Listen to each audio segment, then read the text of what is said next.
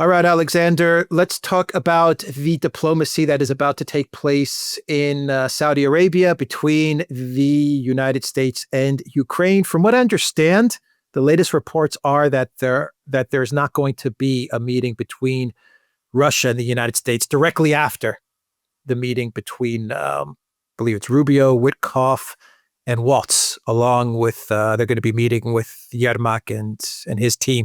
Zelensky's not going to be there. He is not being allowed to participate in these meetings. I think that's significant. That says a lot. But let's talk about the diplomacy. Once again, we're getting a lot of reports about what the U.S. is going to offer Ukraine, what Ukraine is going to tell the United States. We're getting reports about what Putin is ready to concede in a ceasefire from Bloomberg. I don't believe these reports, but we're getting them. We're getting reports from NBC News, which claims that Trump wants not only a mineral deal, but he wants negotiations, and he wants some sort of concession from Ukraine that they're willing to cede territory to Russia. I don't have an understanding as to what exactly the territory that they want to cede to Russia, what that means. Does that mean the current front line? Does that mean something more? I don't know. NBC is not telling us.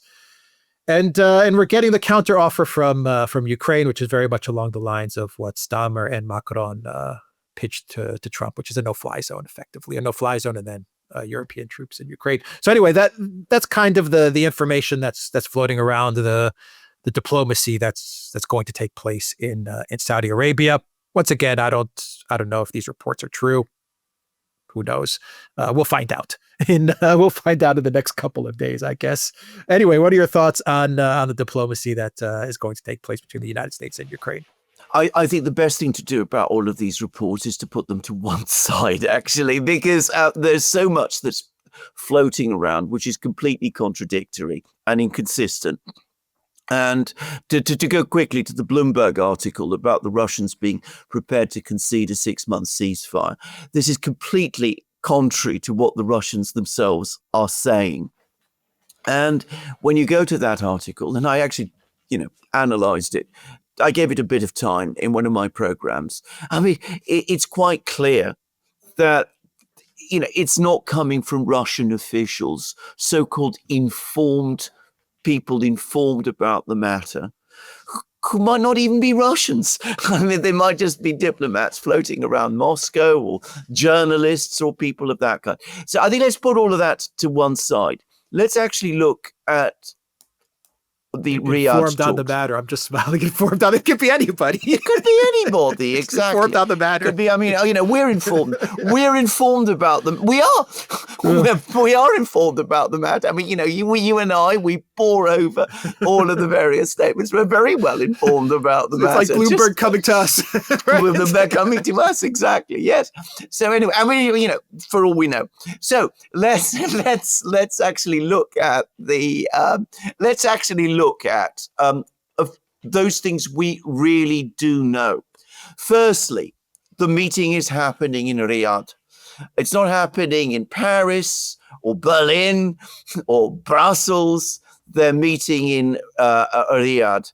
In other words, the decision has been made to keep this meeting away from Europe, which is already important because it means that the Ukrainians are going to be isolated. They're not going to be able to talk immediately to their friends. They're going to have limited access to the media. The Americans undoubtedly will be relying on their friends, their Saudi friends, to keep the Ukrainians, sealed off. And the second thing is Zelensky is not going to be there. Now, again, I discussed this in one of my programs. It's now been picked up in the British media. Zelensky himself is going to Saudi Arabia, but he's not going to be participating in these talks. Now, again, the obvious reason that has happened is because the Americans must have insisted on it. There is no other explanation for this.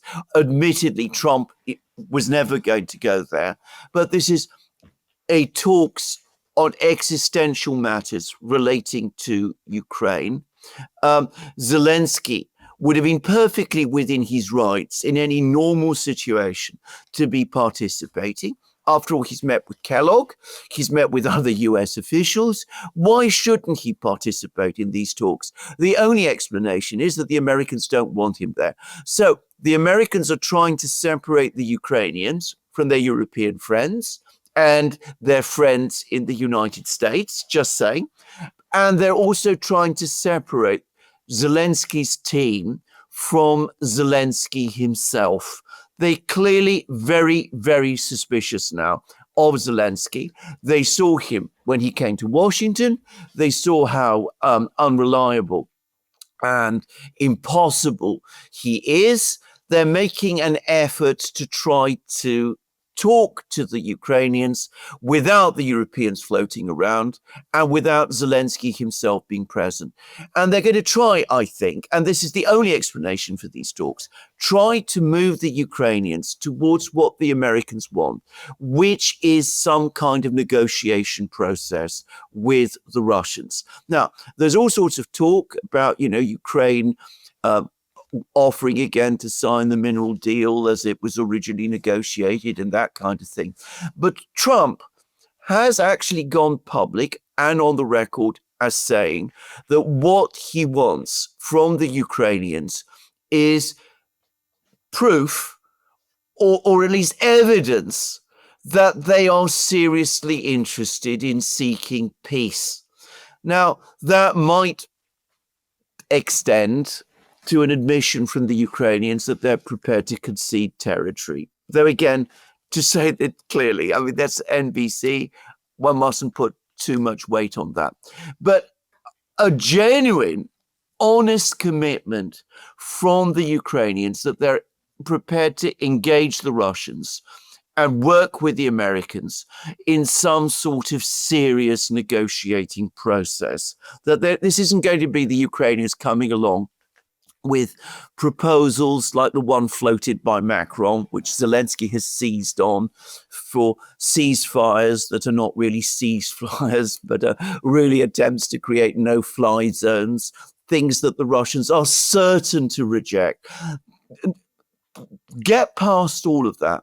See from the Ukrainians whether they are in fact capable of conducting negotiations, because what the Trump people, what the Trump administration clearly wants to do is to bring the war to an end so as to extricate the United States from a losing conflict, a conflict which is being lost and which has resulted in an enormous investment of American resources and prestige, which the United States wants to, cut the losses over and wants to sort of limit the damage that has already been done to itself. And bear in mind, what alternative now do the Americans have?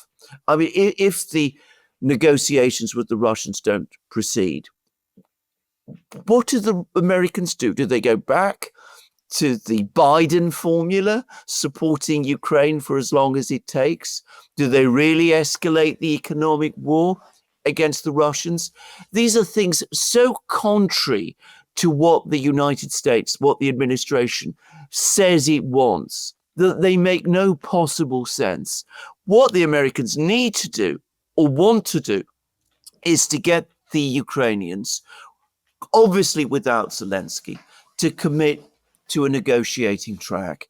And that's what the purpose of this meeting in Riyadh is all about. And that's why Zelensky is being kept away. And that's why it's happening in Riyadh and not in London, Paris, Brussels, Berlin, Frankfurt, Vienna, or any other place. So what if Ukraine, Yermak, tells Rubio and Waltz, no, I don't agree to whatever terms you guys are putting on the table? What if he says that? Or what if he says, yes, I agree, but a week or two later, Ukraine just scraps the whole thing and they just go back to their old ways. They tear up whatever agreement or whatever they talked about at this meeting. What happens then? They talk to the UK, they talk to Boris Johnson, flies into Kiev, or they talk to the Europeans, and they say, you know what, whatever we told you in Riyadh about agreeing to the terms and that we're open to peace talks on those terms, just forget about that. We're going to listen to the Europeans, and we're going to listen to Bojo and to Keir Starmer. I mean, it's happened before. So I mean, what does the Trump White House do then? Because I've got a feeling that my sense of things is that the Trump White House, yes, they know they've lost this conflict. The collective West has lost this war, a proxy war. They even call it a proxy war. Rubio calls it a proxy war. Kellogg has called it a proxy war. They lost this thing, but they want it to appear as if Russia has not won this conflict. It's not a decisive military victory, and the United States helped to preserve Ukraine while Trump, the great negotiator, negotiated a peace. I mean, this is the type of narrative that they want around this conflict. What happens if they can't get there? I mean, what does a Trump White House do in this situation? They need a Ukraine buy-in. Otherwise, do they walk away? Yeah, I mean, I guess they can. I guess they can say we Absolutely. tried and we walk away now.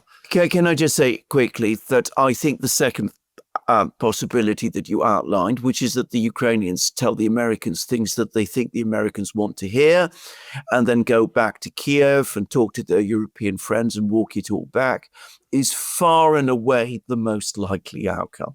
I mean, probably they won't want to say no to the Americans when they meet them, though even there, the Americans may find that the Ukrainians are doing the usual thing of saying one thing and then immediately shifting and trying to move it and try to push it into other directions. So they could be doing that. But more likely than not, they will appear to agree and then immediately walk it back, which is what they have consistently done ever since the Maidan coup of 2014. I mean, that has been the consistent process. That was Minsk. Remember, Minsk agreement was exactly that. So what the Americans should do in that case, it's very simple. They should say, enough's enough. We've done all that we can. We find that these people are impossible. The United States has done all it can. It's tried to achieve peace. Ukraine is clearly not interested in peace. They make commitments that they don't honor. They make commitments to us that they don't honor. They have continued to behave in the way that Trump complained about. They're taking sweets, candy from a baby, which is what they've been doing with us. They've been taking our money. They've been taking our arms. They won't listen to what we're saying. So in light of this, we can't continue to support them anymore. We will continue to stop. We will stop again supplying arms. We'll stop again supplying intelligence. Ukraine is on its own. Its European friends can help it. If the Ukrainians ever change their minds, then they can come back to us and we'll see what can be done. But, for the moment, we're walking away. And that is what I think they should do. And that is what I think they will do. Mm-hmm. Do they cut off Starlink? Because there's a lot of talk now about Starlink, like a lot of debate about Starlink all of a sudden. Trump, by the way, he did say on Air Force One that he's going to restart the intel sharing. The reporters asked him a question and he said, we're restarting the intel sharing. But there's a lot of focus around Starlink. Yeah. Rightly so, I believe, because on the one hand, you have Elon Musk talking about how the war has to come to an end and that it's horrific what is happening. But at the same time, he's posting that if Starlink were to be cut off, then the entire Ukraine front line collapses and the war effectively is over. Yeah. In other words, you would have a Ukraine military capitulation and a decisive Russian victory, which is why I say they want to try to avoid the decisive Russian victory. I think that's also something that the Trump White House wants to avoid. Yeah. So that's why they're keeping Starlink operating. I mean, do they then shut Starlink down, which would, if you go by what Elon Musk has posted, which would lead to a complete collapse of the front line and which would lead to a quicker end to the conflict. I mean, it would be a military end. Yeah. But I mean, I don't know, I'll ask you that. Would that lead to a quicker end to the conflict if if Starlink is shut off? Oh, indisputably. I mean, it would not perhaps lead to an immediate collapse. I mean, the Ukrainians can probably develop workarounds to some extent, but they've relied Starlink massively for their communications. Without Starlink, it'll be much, much more difficult for them to coordinate, much more difficult for them to conduct drone attacks, for example. Starlink has been essential to them. So, as I said, it wouldn't lead to an immediate collapse, but it would be a massive, massive blow. Now, the Americans, for the moment, Musk himself, are saying that they're not planning to cut off Starlink. But of course, the longer this goes on, if the Ukrainians dig in their heels, if they refuse to negotiate, if they refuse to bargain with the Americans, then the Americans may say at the moment that they're not going to cut off Starlink. But the point may eventually come when they say, well, look, by providing you with Starlink, all we're doing is we're prolonging the war, which is causing more people to die. Better just to switch it off. I wouldn't exclude that possibility, but I don't think it's going to happen over the next couple of days or weeks. But we're probably months at least away from that point. By the way, my own understanding of what Trump said on Air Force One was not that they were resuming intelligence sharing, but that they were, that they were almost there towards resuming intelligence sharing. It's Trump's old game of, saying one thing one moment, saying something completely different the next, keeping the Ukrainians off balance. He does this constantly. It doesn't always work to his advantage, but it is what he does, and we just have to accept it. Quite plausibly, as a result of this meeting in Riyadh, intelligence sharing will resume. But as I said before, the Americans can't just turn it on and turn it off whenever they choose. Eventually, if the Ukrainians dig in and do what we said and, make a commitment and then immediately walk it back or soon after walk it back, then the Americans do need to make a final decision whether they're prepared to go on intelligence sharing and perhaps make a decision to switch it off basically indefinitely. And if they do that, then the logic of keeping Starlink working starts to become problematic, because if you're not prepared to provide Ukraine with intelligence, because you say that this is simply prolonging a war and is leading to more and more people dying, how do you justify keeping Starlink operating in that case, which is prolonging the war? Doesn't make any sense. And people dying. It doesn't really make sense. Yeah. So I think we will eventually come to that point. But let's just repeat again the underlying position. Trump clearly wants an end to the war. It makes sense that Trump wants to end the war. This is not ego. It's not Trump wanting to be given the Nobel Peace Prize, which is the nonsense that people are spreading.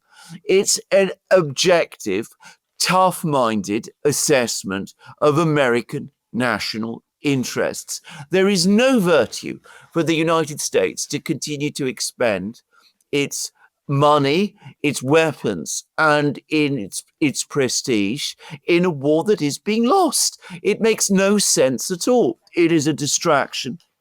It is keeping the Trump administration from focusing on other things. And of course, the major geopolitical beneficiary is China. So the Americans are making a completely rational decision to try to finish the war. Now, there are lots of obstacles in the way. There's Zelensky, there's the Ukrainians, there's the fact that the Russians have their own demands, which don't correspond fully with what the Americans want. But sooner or later, if the Americans stick to the line that they want to end the war, and I don't see politically how they can reverse it, then they're going to have to come to terms, or at least they're going to have to ensure that the Ukrainians come to terms. And that means basically, as Wyckoff has already said, Russian terms. He said that, Istanbul needs to be the starting point of the negotiating process. Or alternatively, if the Ukrainians are not prepared to come to terms, if the Europeans are going to support the Ukrainians in refusing to come to terms, then the United States needs to just make the decision that it's got to walk away. Well, the Europeans so far have signaled that they will support Ukraine, Absolutely. but they can't. Everyone knows Well, that absolutely. they I can't. mean, Even they everybody know knows that that everyone knows absolutely that they can't. everybody knows that Yeah. they can't. I mean, Trump Yeah. made the point. I mean, they talk all the time. They talk a big game about sending European peacekeepers and all of that to Ukraine. But the moment they do that, they start asking for an American backstop, which is an admission that they don't have the power to do it. So let them talk, let them rage, let them come up with unachievable, utopian, fantastic plans to rearm in 5 years or 4 years or 20 years or 10 years, which will, as we've already discussed, financialize the German economy, which will work, by the way, in American interests. Just saying, let the Europeans do all of these things. But as I said, don't get sucked back in to the failed Biden policy of supporting a lost war in Ukraine. That makes absolutely no sense at all. I just wonder if the United States can truly walk away from this, or if they walk away, will it be kind of 1 foot in, 1 foot out? In other words, we're not going to talk about Project Ukraine anymore. We're done with it. Let's just say Yermak doesn't agree, or in 2 weeks' time, Ukraine tells the U.S., forget about what we said in Riyadh. We're going to stick with the EU approach to escalation. Can the U.S. take an approach where they keep Starlink on, where they have some money and some weapons flowing to Ukraine? I mean, the U.S. government is huge. It's massive, right? So, I mean, they could figure out ways, the Pentagon could figure out ways, or the CIA, to get some stuff to Ukraine. I mean, will they be able to completely walk away, or will they find some sort of method to just kind of keep the war going, simmering, keep the war simmering, keep the Europeans involved? And on our side, we're just going to not talk about this anymore. Well, I mean, I think the temptation to try the second is going to be very, very strong. But I think it is a losing proposition, actually, because first of all, sooner or later there is going to be a Russian victory, and I think that trying to keep the war going, keeping 1 foot in and 1 foot out, and all that kind of thing, doesn't resolve America's underlying problem, which is that it has invested prestige, money, and resources towards a war that is being lost. You're still, in that case, investing money, prestige, and resources in a war that is being lost. And when the war is lost, the damage that is done to you continues to be very great. Simply say to everybody, look, we tried to end the war. The war is a disaster. It's destroying Ukraine. It's resulted in all of these people dying. If the Ukrainians are not prepared to accept that and work with the Americans to achieve a realizable end to the war, much cleaner and simpler, and I think easier to defend and explain, is a clean cutoff, telling the Ukrainians and the Europeans, look, from this moment on, it's up to you. It's not as if the Europeans are showing, as you pointed out, by the way, in several programs, including on your channel, it's not as if the Europeans are saying they don't want to take on this thing. On the contrary, they are in euphoria about it. They're ecstatically thrilled at the idea that they're going to take it on all by themselves. In reality, of course, we all know that's a bluff. In reality, of course, we know that it can't be done. Everybody knows it. But at least, publicly, we have Macron, we have Merz, we have Starmer. They're all coming forward as, the stalwart defenders of Ukraine. So hand it over to them. Say, you're a rich continent. You've got big economies. You've got lots of GDP. We've done what we can. It's time for you to take over. It's your continent. We're an ocean away, as Trump correctly says. We've done what we can. We no longer have any conviction in this enterprise. But if you do, you're welcome to it. You say you want to take it over, and then see what you can do without the United States. Yeah. If you're going to walk away, then make it a clean break. Oh. If. All right. All right. We will end it there. TheDuran.locals.com. We are on Rumble, Odyssey, BitChute, Telegram, Rockfin, and X. Go to the Duran shop, pick up some merch like what we are wearing in this video update. The link is in the description box down below. Take care.